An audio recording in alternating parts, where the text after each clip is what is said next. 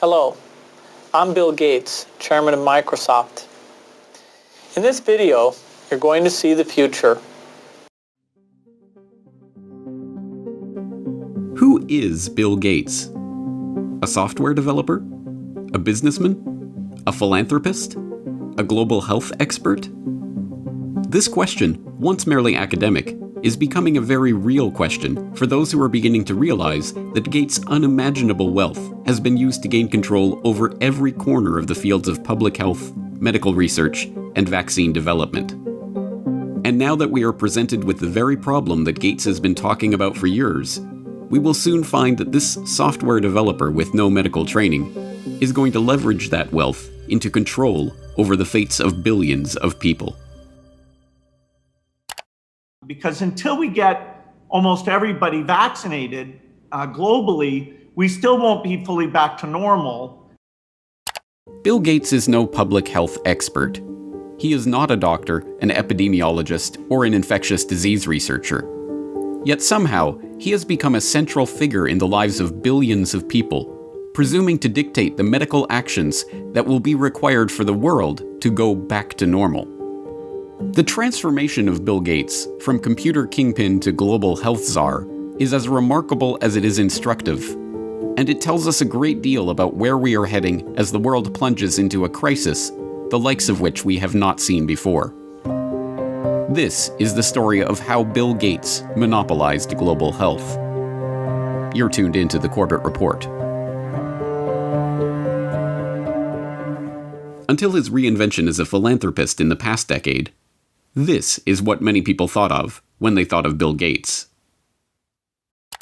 In the case of the United States versus Microsoft, the US Justice Department contended that the software giant had breached antitrust laws by competing unfairly against Netscape Communications in the internet browser market, effectively creating a monopoly.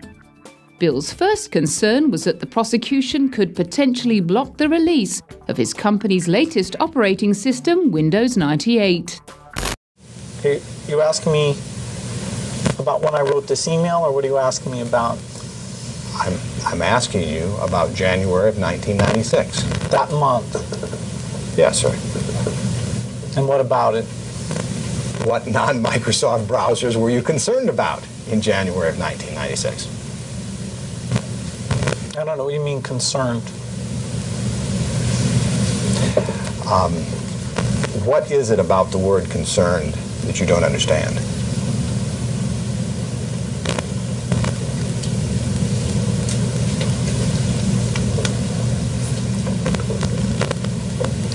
I'm not sure what you mean by it. We're going to be working together on Microsoft Office, on Internet Explorer, on Java, and I think that it's going to lead to a very healthy relationship. So it's a package announcement today. We're very, very happy about it. We're very, very excited about it. And I happen to have a special guest with me today via satellite downlink. And if we could get him up on the stage right now.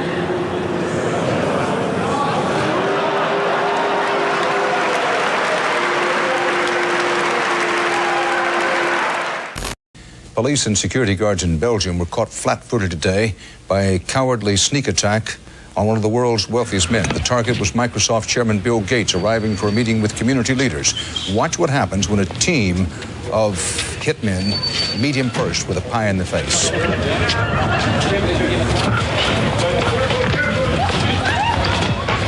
Gates was momentarily and understandably shaken, but he was not injured. The hit squad piled on with two more pies before one of them was wrestled to the ground and arrested. The others, for at least the moment, got away. Gates went inside, wiped his face clean, and made no comment. He then went ahead with his scheduled meeting. No word on the motive for this attack. But once reviled for the massive wealth and the monopolistic power that his virus-laden software afforded him, Gates is now hailed as a visionary who is leveraging that wealth and power for the greater good of humanity. In the 22nd century, a book will be written about the entrepreneur of the 21st century. I'm sure that the person who will foremost come to the mind of those historians is certainly Bill Gates. I don't think it's hyperbole to say that Bill Gates is singularly, I would argue, the most consequential individual of our generation. I mean that. Our next guest is one of the richest and most generous men in the world. Please welcome Bill Gates. At a time when everyone is looking to understand the scope of the pandemic and how to minimize the threat, one of the best informed voices is that of businessman and philanthropist Bill Gates. The process by which this reinvention of Gates's public image took place is not mysterious. It's the same process by which every billionaire has revived their public image since John D. Rockefeller hired Ivy Ledbetter Lee to transform him from the head of the Standard Oil Hydra into the kind old man handing out dimes to strangers. Don't you give a dime, Mr. Rockefeller?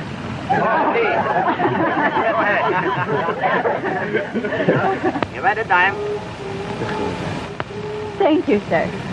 Thank you very much. I consider myself... Thank you for the ride. I consider myself more than amply paid. Bless you, bless you, Yes. bless you. More to the point, John D. Rockefeller knew that to gain the adoration of the public, he had to appear to give them what they want: money. He devoted hundreds of millions of dollars of his vast oil monopoly fortune to establishing institutions that, he claimed, were for the public good. The General Education Board, the Rockefeller Institute of Medical Research, the Rockefeller Foundation. Similarly, Bill Gates has spent much of the past 2 decades transforming himself from software magnate into a benefactor of humanity through his own Bill and Melinda Gates Foundation. In fact, Gates has surpassed Rockefeller's legacy with the Bill and Melinda Gates Foundation, long having eclipsed the Rockefeller Foundation as the largest private foundation in the world, with $46.8 billion of assets on its books that it wields in its stated program areas of global health and development, global growth, and global policy advocacy. And, like Rockefeller, Gates's transformation has been helped along by a well-funded public relations campaign. Gone are the theatrical tricks of the PR pioneers. The ubiquitous ice cream cones of Gates' mentor Warren Buffett are the last remaining holdout of the old Rockefeller handing out dimes gimmick. No, Gates has guided his public image into that of a modern-day saint through an even simpler tactic: buying good publicity. The Bill and Melinda Gates Foundation spends tens of millions of dollars per year on media partnerships, sponsoring coverage of its program areas across the board. Gates funds The Guardian's global development website. Gates funds NPR's global health coverage. Gates funds the Our World in Data website that is tracking the latest statistics and research on the coronavirus pandemic. Gates funds BBC coverage of global health and development issues, both through its BBC Media Action Organization and the BBC itself. Gates funds World Health coverage on ABC News. When the NewsHour with Jim Lehrer was given a $3.5 million Gates Foundation grant to set up a special unit to report on global health issues, NewsHour communications chief Rob Flynn was asked about the potential conflict of interest that such a unit would have in reporting on issues that the Gates Foundation is itself involved in. In some regards, I guess you might say that there are not a heck of a lot of things you could touch in global health these days that would not have some kind of Gates tentacle, Flynn responded. Indeed, it would be almost impossible to find any area of global health that has been left untouched by the tentacles of the Bill and Melinda Gates Foundation. It was Gates who sponsored the meeting that led to the creation of Gavi, the Vaccine Alliance, a global public-private partnership bringing together state sponsors and big pharmaceutical companies whose specific goals include the creation of healthy markets for vaccines and other immunization products.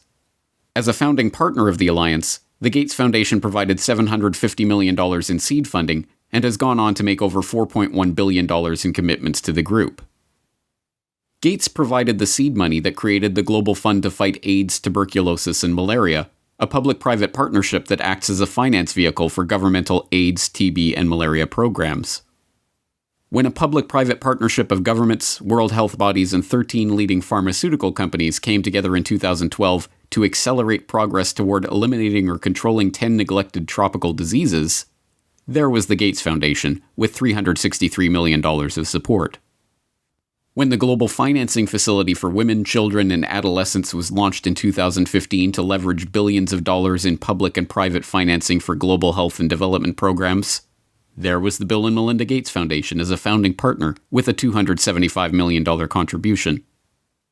When the Coalition for Epidemic Preparedness Innovations was launched at the World Economic Forum in Davos in 2017 to develop vaccines against emerging infectious diseases, there was the Gates Foundation with an initial injection of $100 million. The examples go on and on. The Bill and Melinda Gates Foundation's fingerprints can be seen on every major global health initiative of the past 2 decades. And beyond the flashy multi-billion-dollar global partnerships, the foundation is behind hundreds of smaller country and region-specific grants, $10 million to combat a locust infestation in East Africa, or $300 million to support agricultural research in Africa and Asia, that add up to billions of dollars in commitments. It comes as no surprise, then, that far beyond the $250 million that the Gates Foundation has pledged to the fight against coronavirus, every aspect of the current coronavirus pandemic involves organizations, groups, and individuals with direct ties to Gates funding. From the start, the World Health Organization has directed the global response to the current pandemic. From its initial monitoring of the outbreak in Wuhan and its declaration in January that there was no evidence of human-to-human transmission, to its live media briefings and its technical guidance on country-level planning and other matters, the WHO has been the body setting the guidelines and recommendations shaping the global response to this outbreak. But even the World Health Organization itself is largely reliant on funds from the Bill and Melinda Gates Foundation. The WHO's most recent donor report shows that the Bill and Melinda Gates Foundation is the organization's second largest donor behind the United States government. The Gates Foundation single-handedly contributes more to the World Health Body than Australia, Canada, France, Germany, Russia, and the UK combined. What's more, current World Health Organization Director General Tedros Adhanom Ghebreyesus is in fact, like Bill Gates himself, not a medical doctor at all, but the controversial ex-Minister of Health of Ethiopia, who was accused of covering up 3 cholera outbreaks in the country during his tenure. Before joining the WHO, he served as chair of the Gates-founded Global Fund to fight AIDS, tuberculosis, and malaria, and sat on the board of the Gates-founded Gavi, the Vaccine Alliance, and the Gates-funded Stop TB Partnership. The current round of lockdowns and restrictive stay-home orders in Western countries were enacted on the back of alarming models predicting millions of deaths in the United States and hundreds of thousands in the UK.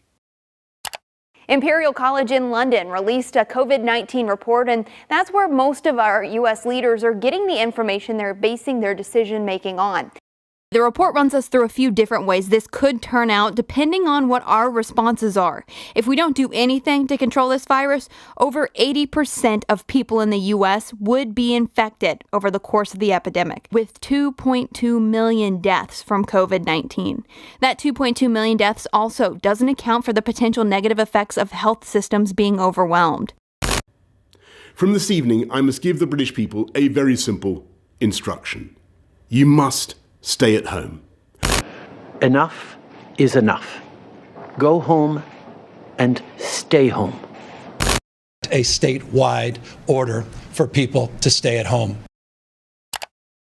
The work of 2 research groups was crucial in shaping the decisions of the UK and US governments to implement wide-ranging lockdowns, and, in turn, governments around the world. The first group, the Imperial College COVID-19 Research Team, issued a report on March 16th that predicted up to 500,000 deaths in the UK and 2.2 million deaths in the US unless strict government measures were put in place. The second group, the Institute for Health Metrics and Evaluation in Bill Gates' home state of Washington, helped provide data that corroborated the White House's initial estimates of the virus effects, estimates that have been repeatedly downgraded as the situation has progressed. Unsurprisingly, the Gates Foundation has injected substantial sums of money into both groups. This year alone, the Gates Foundation has already given $79 million to Imperial College, and in 2017, the foundation announced a $279 million investment into the IHME to expand its work collecting health data and creating models. Anthony Fauci, meanwhile, has become the face of the US government's coronavirus response, echoing Bill Gates' assertion that the country will not get back to normal until a good vaccine can be found to ensure the public's safety.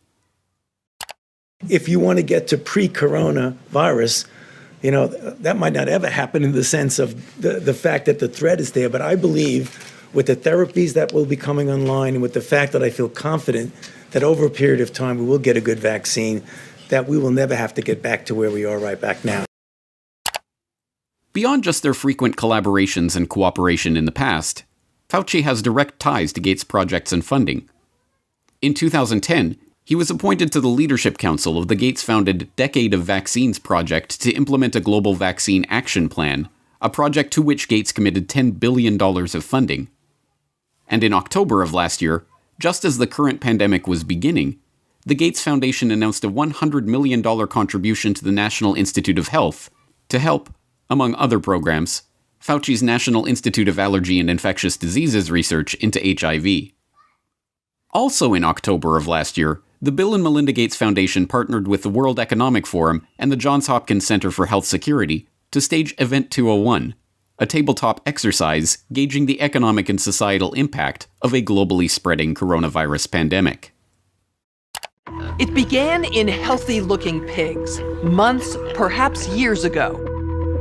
A new coronavirus. The mission of the Pandemic Emergency Board is to provide recommendations to deal with the major global challenges arising in response to an unfolding pandemic. The board is comprised of highly experienced leaders from business, public health, and civil society. We're at the start of what's looking like it will be a severe pandemic. And there are problems emerging that can only be solved by global business and governments working together.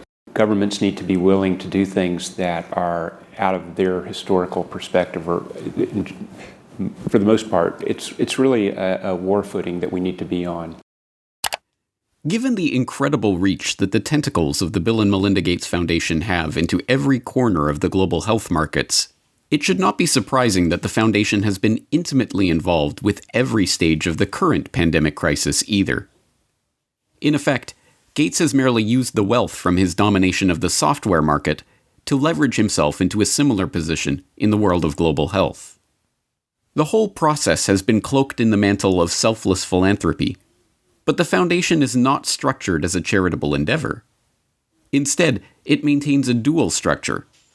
The Bill and Melinda Gates Foundation distributes money to grantees, but a separate entity, the Bill and Melinda Gates Foundation Trust, manages the endowment assets.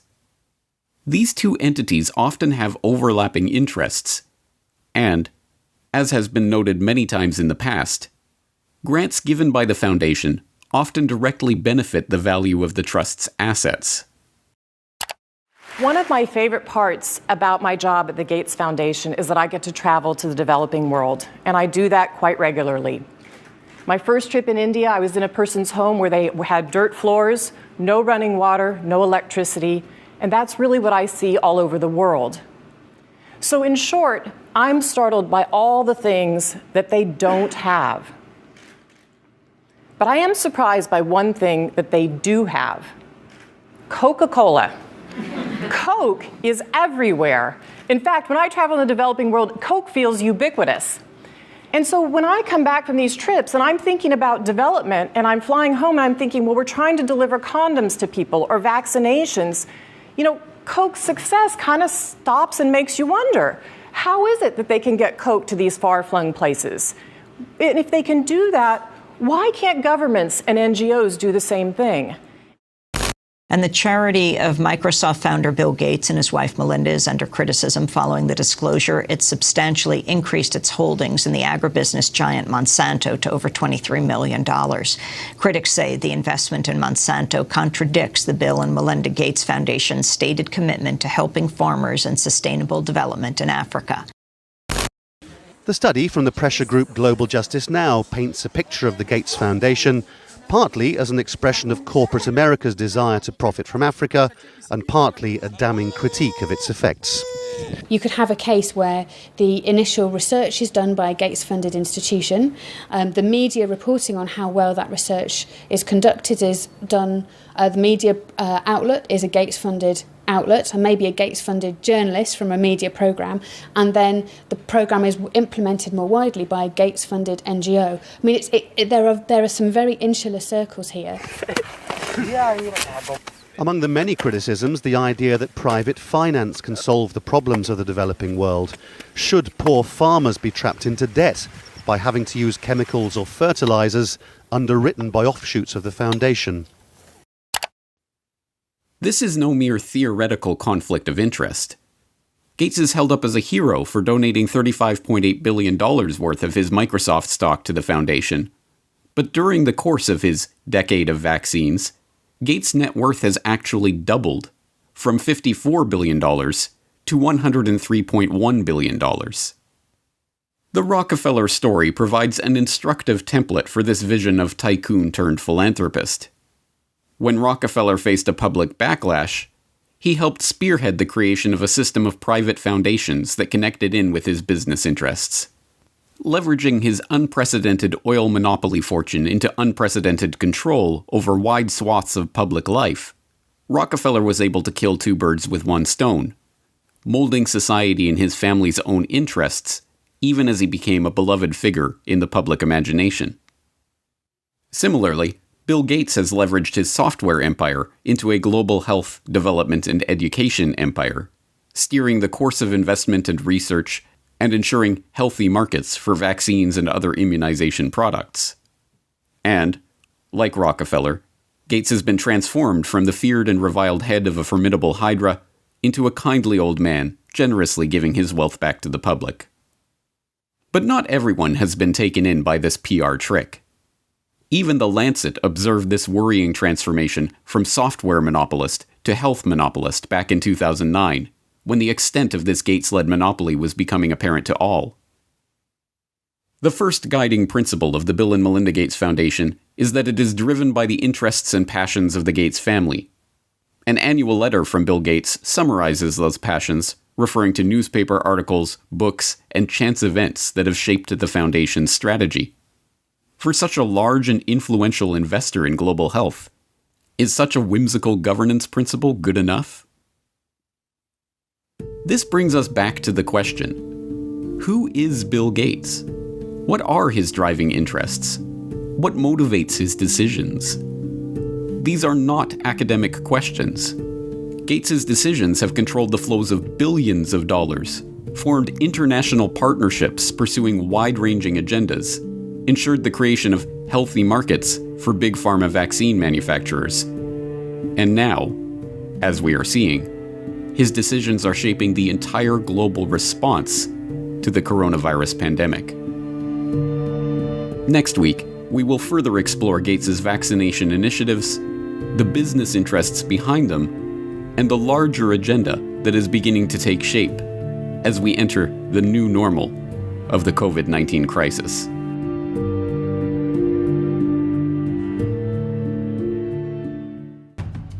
Next week on the Corbett Report. And then the final solution, which is a year to 2 years off, is the vaccine. The only thing that will really allow life as we once knew it to resume is a vaccine. This will be the new normal until a vaccine is developed. The truth is that this attempt to reorient the global health economy was part of a much bigger agenda. But when we started developing coronavirus vaccines, we noticed in laboratory animals that they started to show some of the same immune pathology.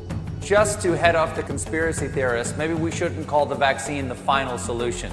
Maybe just the best solution. Okay?